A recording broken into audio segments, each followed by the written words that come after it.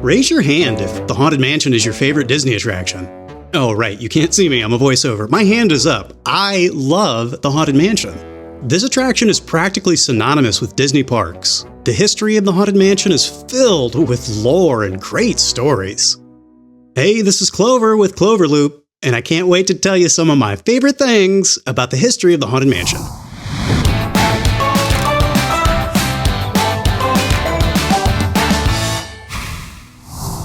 I combed through them all. That's right, them all. Just kidding, that wouldn't be possible. I came up with 13 extra spooky facts about Haunted Mansion's history that I think you're going to enjoy. Or at the very least, not enjoy. Let's get started. First things first, let's lay a little groundwork and talk about what I mean when I say the Haunted Mansion. The original Haunted Mansion opened in 1969 in New Orleans Square at Disneyland Park. There are two other Haunted Mansions. One is at the Magic Kingdom in Orlando. That opened in 1971.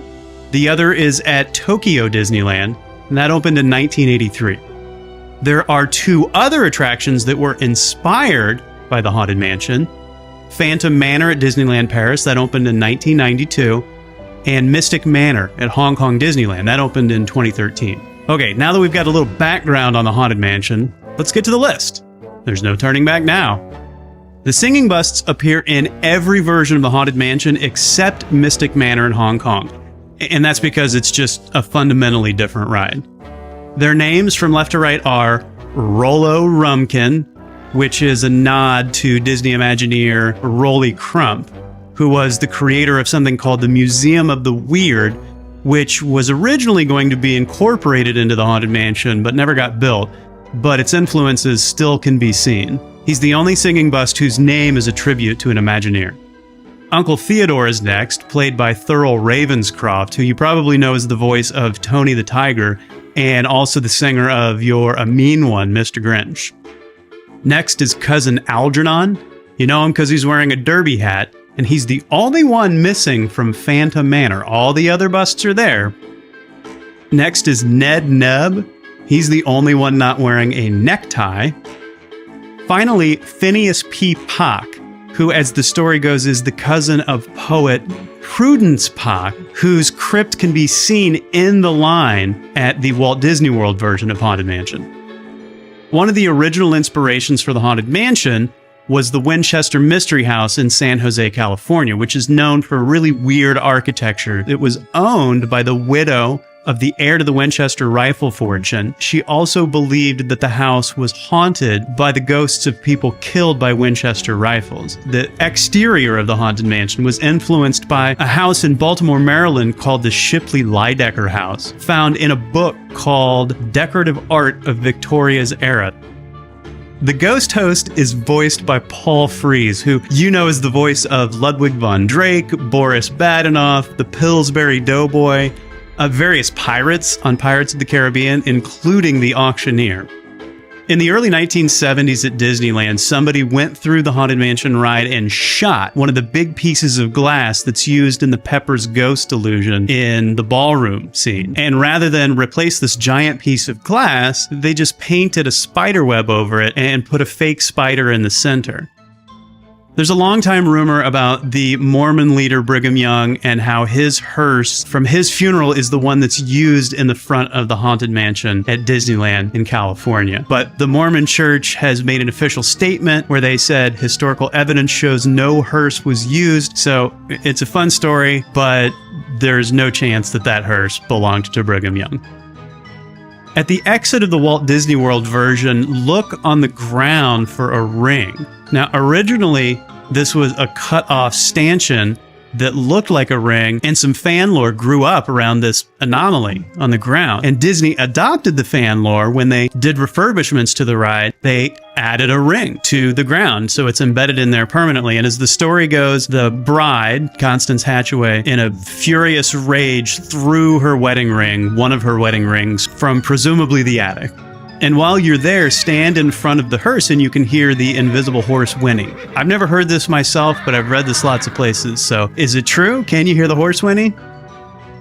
Another one about Constance Hatchaway, known as the Black Widow Bride. As the story goes, she originally married a farmer's son, a poor farmer's son, but over time, as she acquired and disposed of new husbands, each one of them is a little bit richer. And as you look at the portraits of the bride in the attic, you'll notice that each one has an additional pearl necklace, and the gifts surrounding those portraits also get more extravagant. And finally, Constance herself goes from wearing a frown to wearing kind of a wry little smile. She also wears the exact same wedding dress in every picture.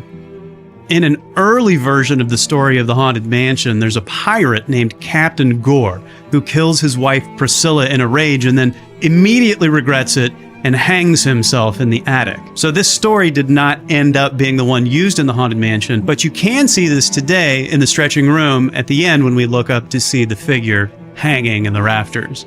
This is also probably why there's a weather vane on top of the Haunted Mansion at Disneyland that's shaped like a sailing ship. The Haunted Mansion is one of only a few rides to make appearances at every Disneyland park in the world. It is the only one to appear in 5 different lands: New Orleans Square in Disneyland in California, Liberty Square at Magic Kingdom in Orlando, Fantasyland in Tokyo Disneyland, Frontierland at Disneyland Paris, Phantom Manor, Mystic Point at Hong Kong Disneyland, that's Mystic Manor. And Mystic Manor is really different from all of the other ones. There's no ghosts, there's no afterlife, it's just a lighthearted fantasy theme, but it does have lots of nods to the other haunted mansions. Here's a fan theory that's been around for a while, and it's pretty dark actually. In the early parts of the ride, you'll notice that the ghosts really don't want to have anything to do with you. They're trying to scare you away. But as you make your way up through the attic and then out the window, that is you jumping to your death, committing suicide out the window. And you'll notice that as you come down, you are joining the swinging wake. You've joined the party. All of the ghosts want to celebrate with you. This isn't exactly a confirmation of this theory. I just think it's a cool fact. Cast members used to give out death certificates at the end of the ride. Only if you asked. They didn't give them to everybody. But sadly, they don't do that anymore. Speaking of stuff they don't do anymore, in the 60s, there was a company called the Randotti Company that sold lifelike skulls that were made out of plaster. And they also sold tombstones that you could have customized with your name for just a couple of bucks or something.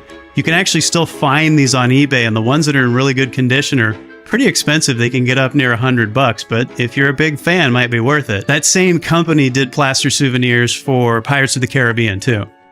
You might notice that there's a black crow that appears multiple times throughout the ride. You ever wonder why it's there? It turns out that originally the Haunted Mansion's ghost host was going to inhabit the crow. The spirit was going to become the crow in each room, and the ghost host would speak through the crow. But as they were testing the ride, they found that the crow was just too small and not commanding enough in the room. Throughout its history, cast members have shared actual ghost stories about the Haunted Mansion. For example, there's the one about the man with the cane, who people said died when his small plane crashed in a lake near the park. He's usually seen after closing, of course, when it's extra spooky. Another is the man in the tuxedo. This story was told by a cast member who saw a shadow in a mirror that appeared to be wearing a tuxedo. And they turned around, but nobody was there. I don't know how a shadow wears a tuxedo, but okay.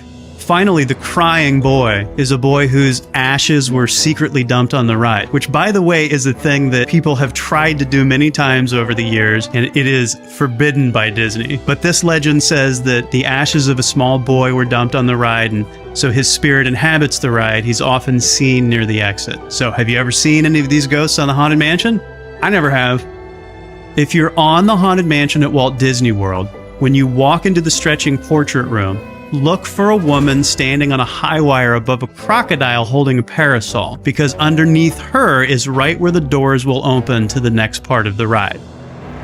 So that's 13 things and a 14th bonus thing that maybe you didn't know about the Haunted Mansion. So did I get anything wrong? Did I leave anything out? What's your favorite part of the Haunted Mansion? And what's your favorite version of the Haunted Mansion? Do you like the one in Disneyland? Are you partial to the one that's at Walt Disney World?